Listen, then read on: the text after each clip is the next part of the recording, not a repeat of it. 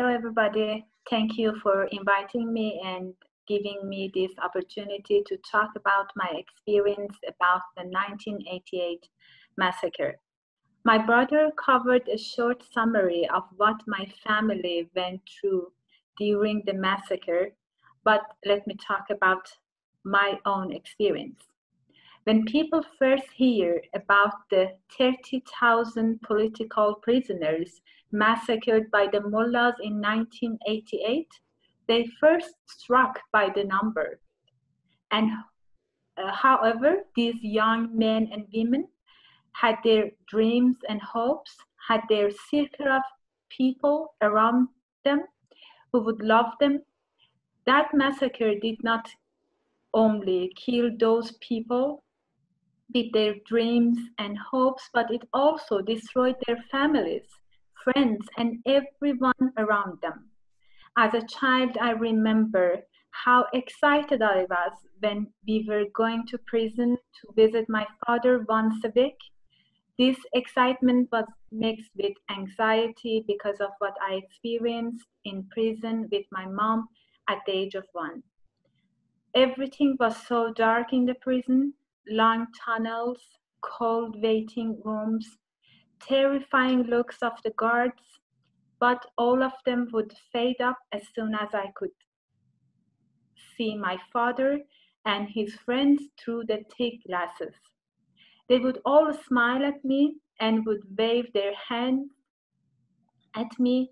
My dad was so strong and lively, and even from behind the glasses, he would cheer me up and would give me messages of hope and being strong.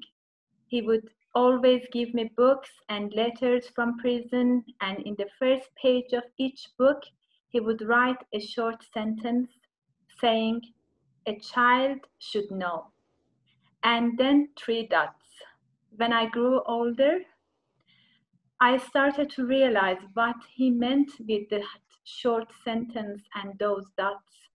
He wanted me to understand the reason why he was in prison and what he was fighting for. He made some handcrafts and he sent them to me, including a book which he drew himself. And I have it here now. At the last page, he even wrote the price of that book, 3 years of Dad's prison time. I used to count down to the day my dad would be freed.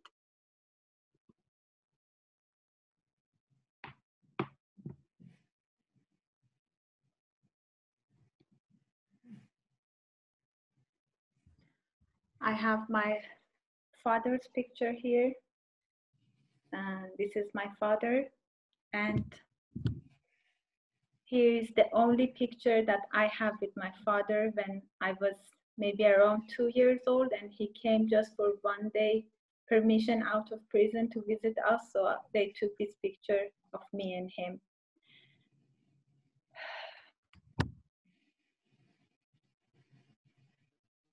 When we found out about his execution, I was in complete shock because he was supposed to be freed in 3 years. Since nobody told us where his grave was located, deep inside, I was hoping that he somehow is still alive.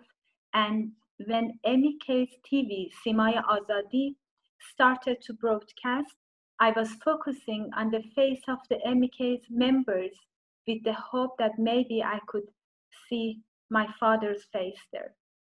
Since they did not inform us about the way he was killed, I kept wondering how he was executed. Was he shot or did they hang him? Nobody told us. Thousands of books could be written about the victims of the 1988 massacre and their families.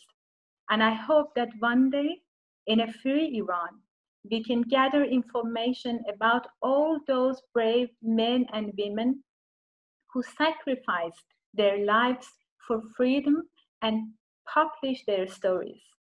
Fortunately, one of these stories is already written and published. A Little Prince in the Land of Mullahs.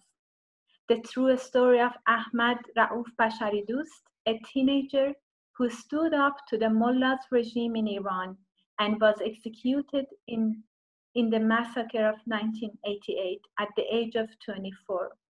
The book has been written by Ahmad's sister. The story had a huge impact on me, and I decided to translate it to Norwegian so that more people can learn about the massacre. The book has been translated to many different languages, including English, French, Italian, German, and Norwegian, and can be ordered at the Amazon store. Here I have the book with me. This is A Little Prince in the Land of Mullahs, and amazing thing that this is the first historical book almost that it's like a comic books with these kind of pictures that they made, and it's really amazing, and I really recommend that to you guys. And here is the picture of Ahmad himself, that young guy, and Ahmad and his mother, that she had a big impact on his life to encourage him to stand up for others' rights and freedom.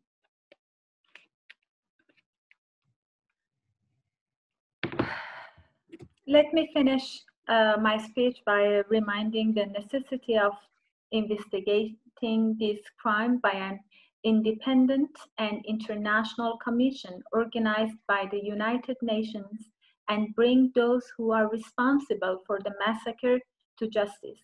This is not only important to us families and people of Iran, but also essential to stop such horrifying massacres to happen in other parts of the world.